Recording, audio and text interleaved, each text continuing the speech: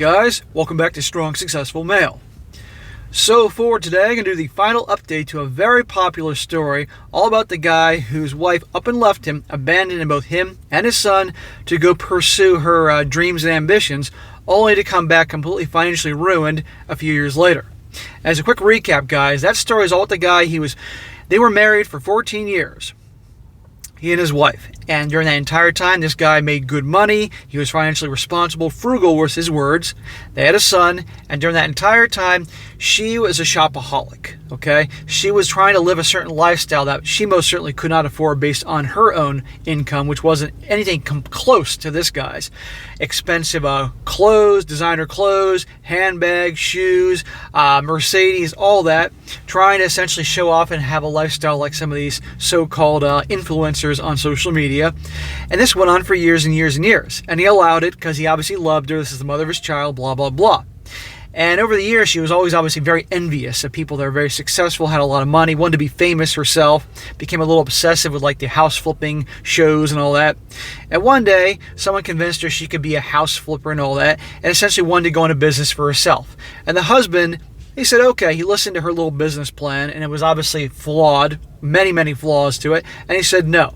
The one time he turns her down for all the requests she had, after 14 years of spoiling her, and pretty much that was it. She changed overnight and pretty much completely abandoned both him and her teenage son so she could go follow her dreams. After 14 years of marriage, the one time he says no, she ends it with him and leaves him. And as you can imagine, this obviously definitely hurts the son, and that led the son to go down the RP path, discovering channels like mine, and to really educate himself on the very ugly side of female nature. And now the son is obviously older. Sounds like his son's in his early 20s. And his son has turned his dad to my work. And after 4 years, when she disappeared and got a very hefty settlement for the divorce, she blew it all. This is a story from both episode 1 and 2. Over 7 figures. I don't know the number exactly, but it was 7 figures. Blew it on the businesses and the lifestyle and the expensive clothes and vacations and all that stuff. And now she wants back in the life to be forgiven and given a second chance. And that's how the story goes. And essentially, I told the guy from the moment I started the video, she's doing this because she wants her old lifestyle back. She sees you as the nice guy who'll take her back, and she can go back to the old lifestyle. It has nothing to do with her feeling bad or wanting to be a mom again or learning her lesson. No, it's because she wants that lifestyle again. And I told the guy to be crazy, out of his mind, to take her back. And anyhow, that's how it ended, and with him debating on whether the whole thing. But he wasn't about to give her a penny or anything like that. But still, she was trying to talk to the son and all that, and the son wants nothing to do with her. And I advised him to let the son, if his son wants nothing to do with her, and to tell her off, let him do it. Now we're following up to the last one to see where how things end with this. And this guy's going to talk about, obviously, how things end, updates since the previous story, as well as we're answering any questions that you guys had in the comments section. So it picks up. He says, hello once more again, SSM. My son and I want to thank you for sharing my previous update with your audience. My son was actually unaware of what Ben and Heather said, so it was like he was watching new content from you entirely after this part of the story. Ben and Heather were mutual friends of him and his wife, and she was trying to essentially break them up. You know, misery loves company, amongst many other things, and that's who they are. Says here, I know you have an ongoing theme where your final updates aren't actually your final updates, but I'm pretty confident this may be the final update to my story. Well, we shall see. It's a running joke in this channel about final updates and things like that, but we'll just see how it goes. My son has spoken to my wife and ex-wife, dude. My wife, and let me tell you that it was a big mess, and my son has regretted ever talking to his mother again, but he needed it for closure. My son has again given me his blessing to share what happened, as we believe that we owe you this tale's final act. Also, my son wanted to say yes, that it's weird that you mentioned his mother's bedroom activities, but he doesn't mind it as that's part of female nature, so his words are, go ahead and do your worst. So this guy, many people wonder why this guy was with her for so long, because she was spending all this money and blah, blah, blah. And he certainly mentioned that she was damn good-looking woman, not when they first started in their 20s, but even at her age now, which I'm guessing is probably very late 30s, early 40s. For her age, she's always been damn good-looking, and not to mention a freak in the sheets. And some guys were like, dude, you're talking about your son's mom on this thing, but son didn't care, so okay. Again, the tricks that guys fall for to keep poisonous women in their lives. He says, before that, I would like to clarify some questions that arose from the previous video. Number one, I'm pretty sure that Lana, his ex, did not purchase any properties before September 2020. I do not know the exact details, but I believe that she got into the housing craze super late. She bought around 3 to 4 properties worth around 6 digits each, and then remodeled them, which were like quick paint jobs or whatever. I believe that her remodeling may have caused the prices of the properties that she bought to decrease in value, but again, I don't know the complete story of this, so forgive me if there are any inconsistencies. His wife started a house flipping business and bought them, and then it was too late, obviously, and she, got her ass handed to her in terms of like what happened with the properties. Number two, one of your comments suggests that Lana wanted to break Ben and Heather up to date Ben, so that got me thinking to ask them once again for her thoughts on that. Ben is a pretty decent guy, but once I asked him about that, he did mention that Lana was talking to him more often and even inviting him out for business propositions in areas where people usually vacation, resorts, hotels, etc. Heather was actually floored by this revelation and said it was obvious that Lana wanted to sleep with Ben, but he just totally ignored her, or was just oblivious to her hints. Ben promised that he never met up with Lana alone before, but he has caused some turmoil between Ben and Heather, though they said it wasn't going to break up their marriage. They're doing much better now, but have kept their distance towards me to avoid any drama involving Lana. God, this is one big giant mess with this woman. I know I said it before in the other videos, and I say it again now. Don't have anything to do with her. None. And I know this guy's aware of this at this point. She just brings turmoil wherever she goes. Number three, and lastly, I'm only 43 years old, and yes, currently seeing someone, but no, I'm not willing to get married again. Good. You want to date, have relationships, have a good time, brother. We always wear protection, dispose your protection, and there you go. But beyond that, after what you've been through, why the hell do you got to get married again? Seriously. I know I got a lot of relationship guys watching me, but you can have a good time. Now, some women aren't going to go for that. Eventually, they're going to rope you in. And any of you guys know that if you're dating a woman right now who says, "Oh, marriage isn't important. I don't care about that." Yeah, well, I've done stories where they've said that, and then down the road, they change their mind. So don't fall for you relationship guys. You just want to do relationships. Be aware. Her saying, "Oh, we don't need to get married one day." She may change her mind one day. But anyhow. Says here, I'm currently in a no-strings-attached relationship with my financial manager's niece. She is in her late 20s, and we hit it off pretty good. She's not a party animal or anything. In fact, she's into computers like me. We just have fun a little here and there, but nothing too serious and nothing that really affects my daily life other than some company on my days off. I didn't really feel the need to mention it before because this relationship was not important enough to mention, but well, my son let it slip and now my ex knows, just telling you now since some people were asking if I was dating anyone younger than Lana and also for a bit of context. Yeah, I'm sure it's going to chap your wife's ass that you're dating a younger woman in her late 20s. And if it's really no strings attached, fun gal to hang out with now and then, hook up with, fine, have a good time, but just be careful. Because remember, she's in her late 20s, and they all fear that 30. And a lot of them want to feel like they're on their way to something. So don't buy the whole, I never want to get married thing. Bullshit. Just be careful, brother. He says, okay, so the talk happened 2 days ago. The talk with the mother and the son. I believe just a day or two after the update went up, Lana was constantly trying to reach me and my son on social media. She invited us to her aunt's vacation house and even posted short videos and pictures of her cooking our favorite meals and telling her social media friends that she's going to win her family back. She's actually posting on social media, I'm going to win my family back.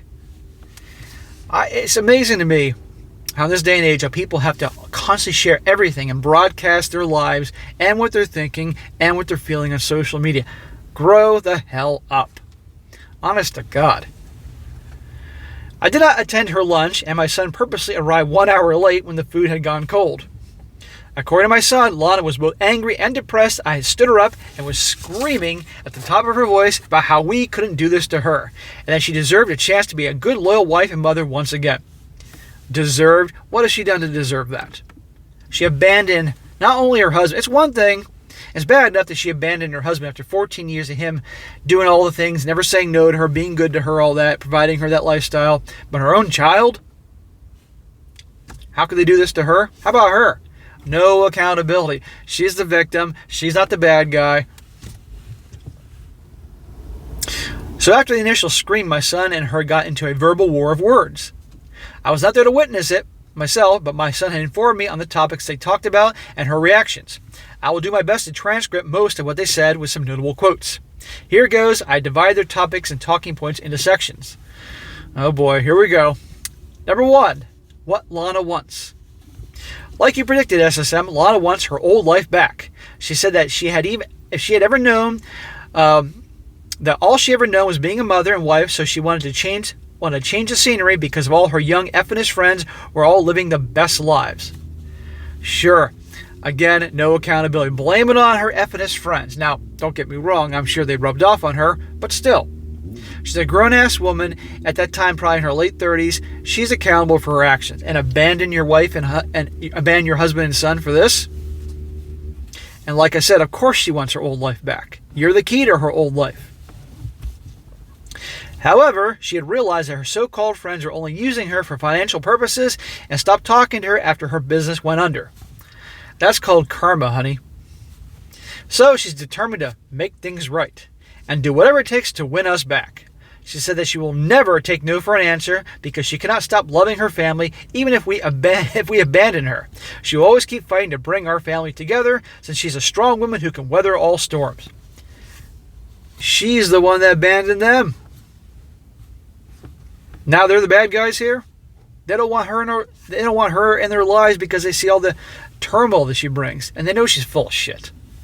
Total narcissist. Lana also wants to start a family business that will not only help pay off a lot of her debts, but will also help us grow our fortune. She still believes that she is entitled to my money. She got her settlement money back when you divorced 4 years ago. End of story. She pissed away 7 figures on bad business decisions and obviously maintain that BS lifestyle of like a social media influencer or some celebrity or something like that. That's her fault. If she's so strong and empowered and a big enough girl to be able to overcome all these other things, she can start over and start things for herself, not leech off of you and your son. Lana also implied that I should be donating some of my income to female-led organizations to empower them to become industry leaders. I have no idea what that means here, but if those organizations need donations to be industry leaders, they are clearly not fit for the role. Yeah, exactly. Lana believes that leaving us was not her abandoning us, but her chasing her dream that she never got to chase, and that she was entitled and well-deserving to have a chance to chase her dreams like I did. He says, in parentheses, I did not chase my dreams. I wanted to become an astronaut or a NASCAR driver. It is one thing to go for try something, say you have a dream to do something, and you have a family, and you have their support and everything like that. Okay, that's one thing. But when your family says, no, this is not going to work, it's going to make you go bankrupt, etc., then you got to respect that, especially from a husband who has given you everything and supported you all those years. And even then, she got 7 figures from the divorce settlement, and she pissed that away. And again, she's going to kick to the curb her husband and son, teenage son, the son's one woman he should be able to truly trust, his mom. But at an early age, he got a real lesson on the ugly side of female nature. Lana also said that if me and her ever got back together, that I would need to propose again. You need to propose again? You gotta be shitting me. She demanded that it was either marriage or no relationship at all. How is she in a position to make demands? Sadly, brother, she still sees you as the guy that you were. Her perception of you is a guy that is weak and she can wear you down because she got her way with you all those years. No offense. That she can get that is her perception of you, and it could take you a decade, 2 decades to get her to change, to realize you're not the same guy anymore. And with another expensive ring and have another ceremony, but this time it would need to be a more feminist-friendly wedding, as she views weddings as constructs of toxic masculinity to control over women. My son tried pointing out her hypocrisies and other ill-intended statements, but all fell on deaf ears as she just talked over him. Of course, she's a narcissist. Her actions have proven that every step of the way since I began this story a couple weeks ago. Now, the next section about Lana abandoning us. This should be good. Lana denies that she ever abandoned us, and she was always either close by or thinking about us during her time away with Paul. Yeah, I'm sure when she was rolling in the hay with Paul, she was thinking all about you and your son. My son had pointed out that she became a worthless mother to him, and that sent Lana over the edge. She called him ungrateful and how she gave the best years of her life raising him. That's what a mom does. Lana said that she just needed to pursue her passion for a little bit, but she would never ever abandon our family. Newsflash, you did. When my son wore her down, she started to cry and just kept repeating, "I'm not a bad mother, I'm not a bad mother." Yes you are. And would continuously scream in a high-pitched voice ever my son brought it up again. Lana is in total denial about her abandoning us and believes that she did nothing wrong, instead insisting that it was us who was abandoning her now in her time of need, but she is willing to forgive us. So not only is she a narcissist, she's completely delusional. I mean, is she off her freaking meds? And if she isn't on meds, she needs to be on some meds here.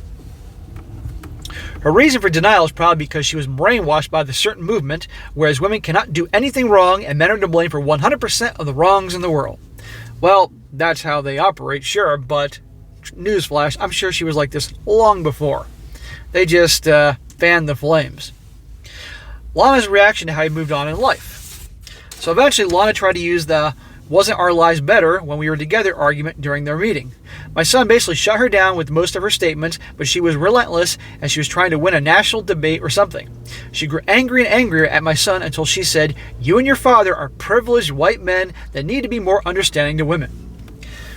Privileged? How about she was privileged the entire 14 years they were together, off of this guy's hard work? He had to be super frugal during their marriage because she was the opposite of frugal. Okay? He gave her a hell of a nice life. End of story. And that privilege, so to speak, funded her lifestyle. Way to constantly twist things around and make them out to be the bad guys here. This is why, brother, I told you, don't have anything to do with her. And if there's even that much in your mind thinking, well, maybe one day I'll talk to her. No, you're out of your mind. I get the son needed closure, and let me tell you, he got his closure here, and why not to continue on a relationship with her? Goes on, so my son just exploded at that point, saying how his mother died 3 years ago and she's nothing but a stranger now. How everyone's lives are much better without her. And how he doesn't blame Paul for leaving her middle-aged butt. And then he brought up that that I was in a relationship with a woman half her age. Ooh, I'm sure. If there is one thing that will make any woman nuts, is when their ex-husband or ex-boyfriend starts getting involved with a woman not only prettier, but younger. Oh, I can imagine the fireworks going off. It would be like 10 4th of Julys of fireworks going off. Total explosion. Her response to this was a mixture of crying and anger. I think both emotions were during that point, and my son made a conscious effort to just leave before his mother said anything else. And he says, a trick he picked up from you, walking away is the best thing a man can do, even to his family. And my wife tried to drag him back to the house, but failed.